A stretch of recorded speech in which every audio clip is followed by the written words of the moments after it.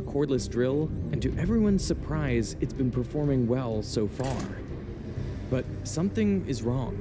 See, the Martian winter is coming. At night, temperatures plummet to a frigid -85 degrees Celsius.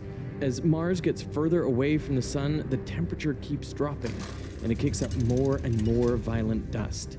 The sun is blotted from the sky. On her 427th day on Mars, they try to reach her, just like the day before. But they get no response. They try again, nothing. Back on Earth, the team gathers at the Jet Propulsion Laboratory in Southern California. All the signs point to Ingenuity being dead. But there is still one thing, one final trick they can try to reestablish a connection. The first drone that's gonna fly on another planet. 6 years ago, I visited JPL and saw Ingenuity before she left for Mars. At the time, NASA didn't really believe much in her mission. As Kenneth Farley, the project scientist of the Mars 2020 Perseverance mission, said, "I've personally been opposed to it. Spending 30 days working on a technology demonstration does not further the goals directly from the science point of view." In short, they thought it was a waste of time. Most projects to Mars get billions of dollars. Ingenuity got only 80 million, which is less than the budget of the movie The Martian. But this scrappy team of scientists were working to prove a crazy concept. And against the odds, they made it to Mars. On February 18th, 2021, the Perseverance rover survives entry and lands on the Martian surface. Attached underneath is Ingenuity. This marks Sol 0, her first day on Mars.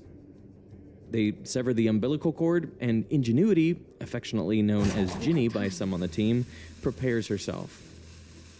Her mission is simple: prove that flight on the Red Planet is possible. But with an atmosphere just 1% that of Earth, flying is really difficult. She must be ultralight, and her blades must spin at over 2,400 rotations per minute to generate enough lift. It's a design that no one is really sure about. For 2 months, they rigorously check her systems, running up the engine, testing navigation, and her control computer. Then, on Sol 58, they finally think they're ready. The blades spin up, and she takes off. Only 120 years after the Wright brothers on Earth, humanity flies on another planet. Within days, they fly again, and again, and again. In just 1 month, they complete 5 flights. So the mission has been accomplished. We were a tech demo, right? Meaning a specified narrow 30 sol mission. Get in, get out, we're done, right? We go to a bar and party, and that should be the end of it. But with success comes new expectations. NASA tells them to keep going. Ingenuity's new mission is to assist Perseverance in the search for evidence of ancient life on Mars. So she will scout ahead, gathering data in areas too risky or costly for the rover to explore. For the team, this is great news, but it's also a problem. There was no guarantee, after flight 5, we may be dead by flight 7, right? We may be dead by flight 10. We were kind of thrown into the deep end of the pool. We had no processes or no plans developed for such a thing. Until now, every flight had been carefully planned. They've all started from an area selected and analyzed by both satellites and the Perseverance rover itself. These flights were tested hundreds of times in JPL's wind tunnel and tens of thousands of times in simulation. But now that they have to keep up with the rover, they're flying into the unknown. Now, flying the helicopter isn't easy. At its closest, Mars is 56 million kilometers from Earth, which means there's at least a 6-minute round-trip communications time delay, which is way longer than Ingenuity's 2-minute maximum flight time, so she has to fly autonomously. So what happens is the pilot programs in a route, and Ginny does the rest. But to start, JPL first needs to know exactly where she's located. You might think that they would use GPS, but for GPS to work on Earth, you need at least 24 satellites for full coverage. And around Mars, there are only 7 satellites total, so Ingenuity can't use this method. So instead, what she does is far simpler. We have two cameras, a forward-facing 14-megapixel camera, and then the one pointing down is the one that we use to navigate. The navigation camera takes 30 black and white images per second. Ingenuity's computer analyzes the image and identifies features on the surface. You can think of it sort of like an optical mouse. Like your optical mouse is on the mouse pad. It doesn't know where on the mouse pad it is.